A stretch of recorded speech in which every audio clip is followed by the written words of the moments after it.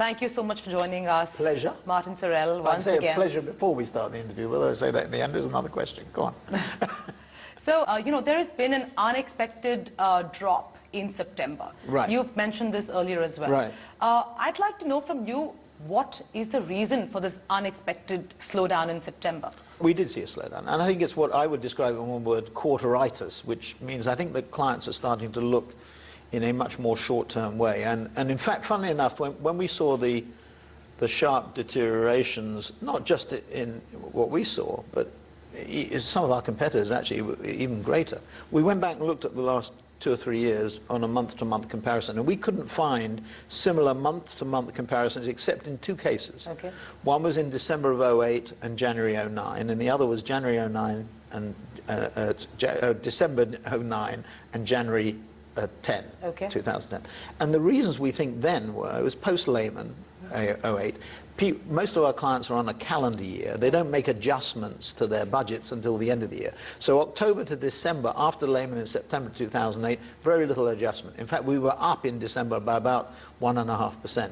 In January, there was a sharp deterioration, okay. Down, I think, about to -3 or -4. Okay. So almost a 400 to 500 basis point deterioration. Similarly, in December of 09, when the world didn't come to an end, our revenues were still down by, let's say, about 4 or 5 or 6%. When we got into January of 2010, when people were doing their budgets again for 2010, they took a slightly more optimistic view. We were starting to increase. So I think what's happened, most of our clients are on that calendar year basis. Instead of looking on a calendar year basis, they're starting to look on a quarterly basis. And July and August were not great months. They weren't terrible, but they weren't great. And I think they came back from Labor Day or the August summer holidays in Europe, looked at the numbers and said, oops, because we saw a lot of misses in the third quarter on the top line. And similarly, at the bottom line, people didn't fulfill the expectations. So not as much as the top line misses, but certainly there were some cases. And I think clients became much more cautious. So we're keeping a very cautious eye on headcount. We're flat. Our headcount is flat worldwide from January the 1st of this year through to the end of October. And that's the way we'd like it, because we invested heavily in increasing our headcount towards the end of last year. So we went into this year anticipating a 4% increase in our revenues worldwide. In fact, by the end of October, we're up about 3%. So we've had to modify a little bit our hiring plans, not cutting headcount or anything, but moderate the rate of increase. But when you say that, you've become a lot more cautious and clients have become a lot more cautious, I've become more cautious because I think clients have become sure. more. In the past conversations I've had with you, you've always said that post-Lehman, the confidence levels with clients has not come back. That recovery of confidence will take some time. Given that we've seen this aberration in September, is there any reason for you to believe that, a confidence recovery will happen in 2013, even 14 maybe?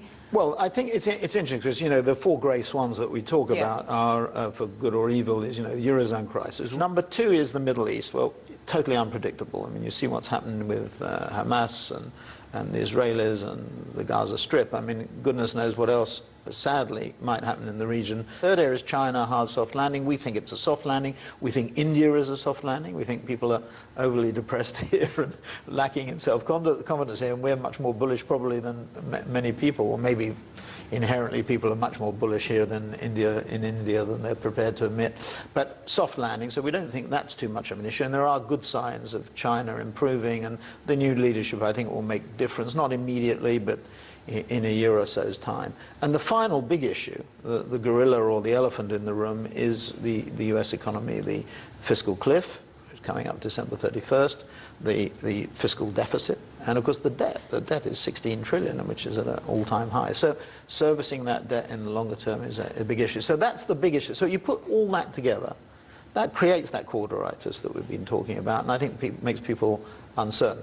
Companies actually should be very confident. And I think they are confident, but there's the uncertainty. And they're confident because their balance sheets are really strong. They've got $2 trillion of cash sitting on their balance sheets on US-based multinationals, very little debt. And this is much better than the situation in 2008, just pre-Lehman, when they were much more stretched.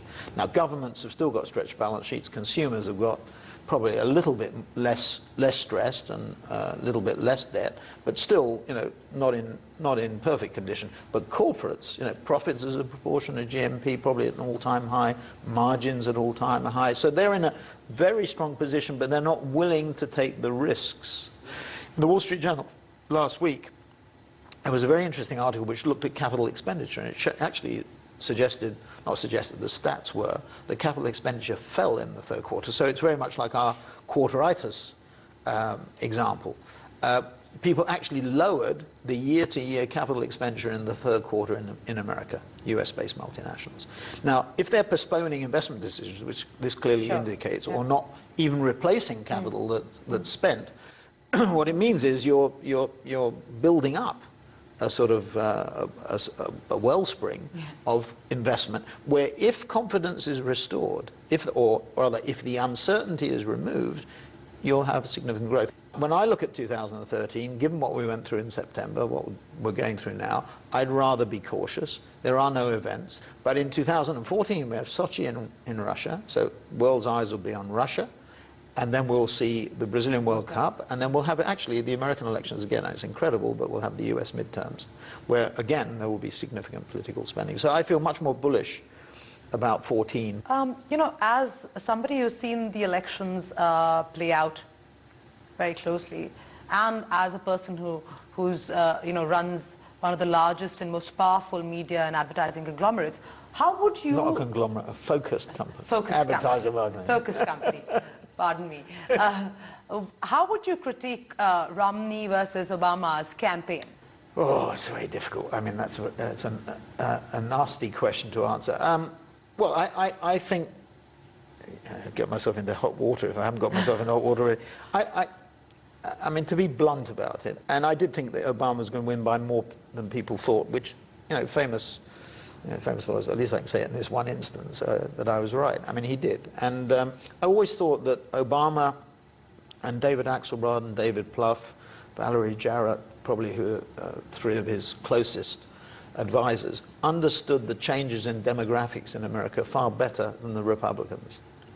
They understood the importance of the Latino vote, understood the importance, obviously, of the Afro-American vote, understood the importance of single women, and women generally in terms of the vote, understood the importance of youth. And I think what Obama proved again is the importance of this shifting demographic. And he gets it. He understands it. I don't think the Republicans, and I think they would admit this. Now, Rob Portman, actually, Rob Portman being the chairman of the Republican National Committee, a senator from Ohio, said that America was center-right. And I asked him the question, do you really believe that it's center-right? Because I don't think that in a recession, the electorate, goes to center-right. I think to capture the electorate, you have to move to the center. I mean, everything that you see as an observer of elections is that people who win capture the center. They try and pull in, and the problem with the Republicans is to win the nomination, you have to go to the right. And pulling back from that in the course of the election campaign is quite difficult.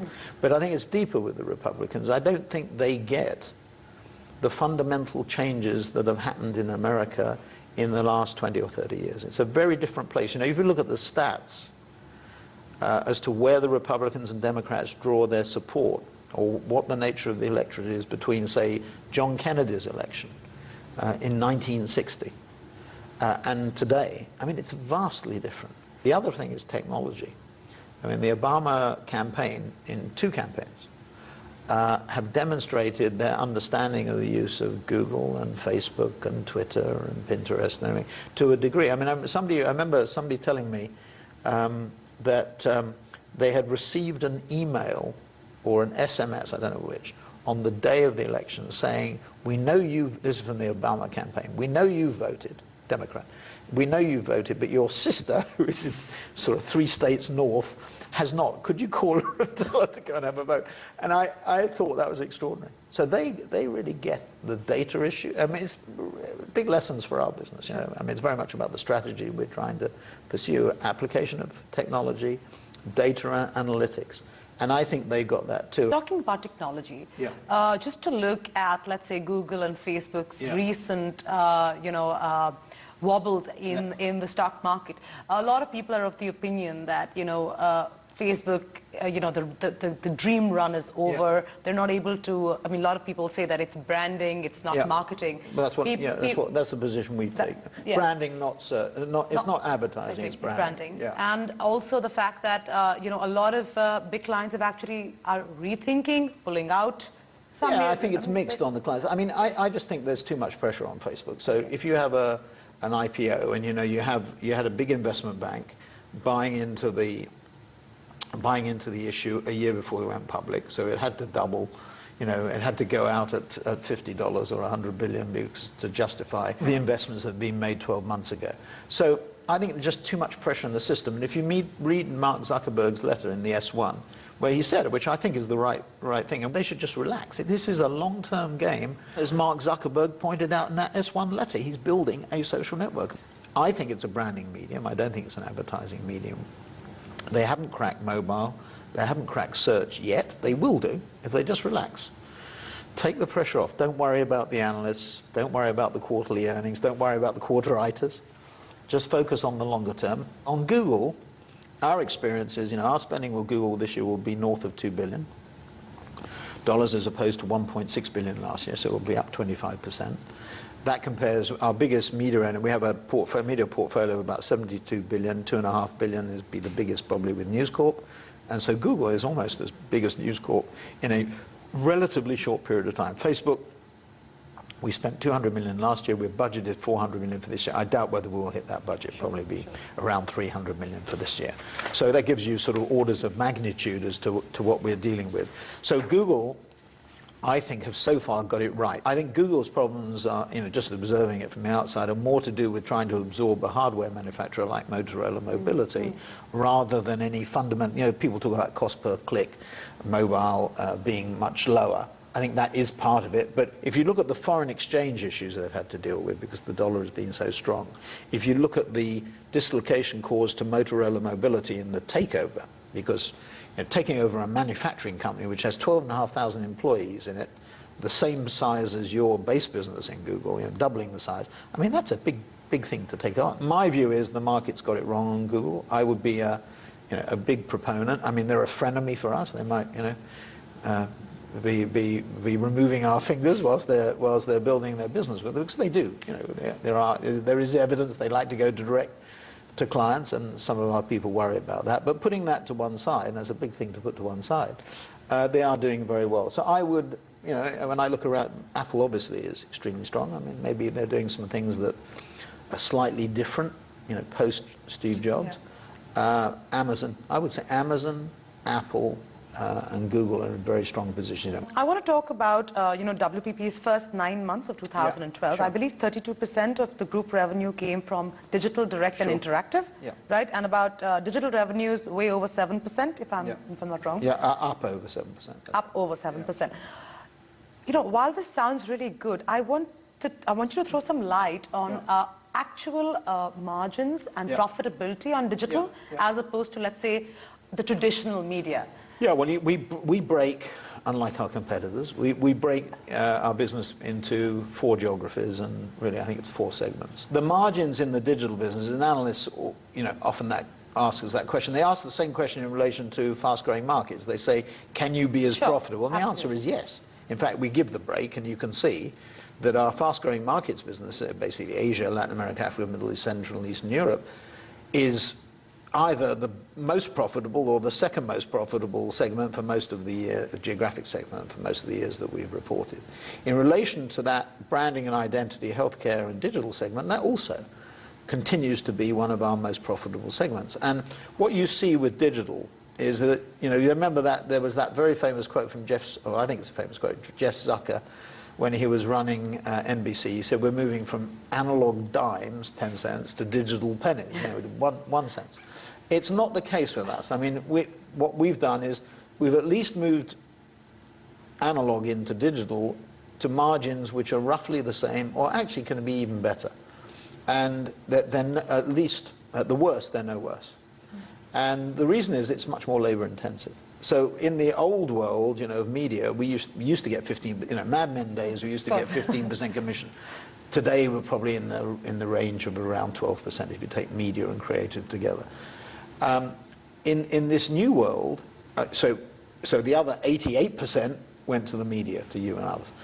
In this new world, you find it very much that 50% of the spending comes to the agency and 50% goes to the new media. So we have much more scope. It's much more labor intensive, but we have much more scope to play with the amount of time, I shouldn't say play with, but to invest the amount of time in the creative content, in creating the content, and in the distribution of that content in a very different way to what we did with traditional. So the profit opportunities, actually the margin opportunities, although they're more labor intensive, and although the projects tend to be smaller, because, you know, making a TV ad at some expensive location is different to producing online content, but the margin opportunities are still very strong there, very strong. Coming to a subject which has been controversial in recent times is really the NDTV case. It's controversial because they filed a lawsuit in New York, yes. Yes. That's controversial. I can't understand why they didn't do it here. So, of course, I mean, that judgment will come out 14th of December, where we'll have clarity. Sure. But, you know, when you did respond, when WPP did respond to NDTV's allegations, there was... And Nielsen too, actually. And Nielsen too. There was... Eventually. After some time. You did suggest that you would take up a defamation suit. Sure. That's still under consideration. It's under consideration. Yeah. I mean, when will you take a decision, and why is it taking so much time to come to We'll see what the judge says on December the 14th. It's only after that you will take a call. We'll see. It could be before or after, but we'll see what the judge says on December the 14th. But it is actually defamation if the allegations you believe are... You know, I think, to be fair, I think, and certain people inside NDTV have indicated that the original suit was done to be mischievous in the media, which to some extent they were successful about until they were repulsed, I think. There was a media frenzy at around the time that they originally came out. There seems to be some relaxation. This interview will probably stimulate it again still further. But I think, you know, media owners always get concerned wherever people do measurement about whether their shares go up or down. I mean, in that sense, it's a zero-sum game, because if somebody's share goes up, somebody else's share must go down. And people always get exercised and concerned about it. The danger is when people blame their performance on measurement systems, right? And, you know, NDTV are obviously worried about their market share, or their share. Sure. And I don't mean their share on the stock market, although I noticed that NDTV's share price has come down from lofty heights of 500 rupees to about 75. I think it's recovered recently from about 50 to 75. So that may be part of the concern. But, you know, we were very surprised by it, and we're very surprised by the basis of it. But that's not our decision to make. The judge is going to have to decide.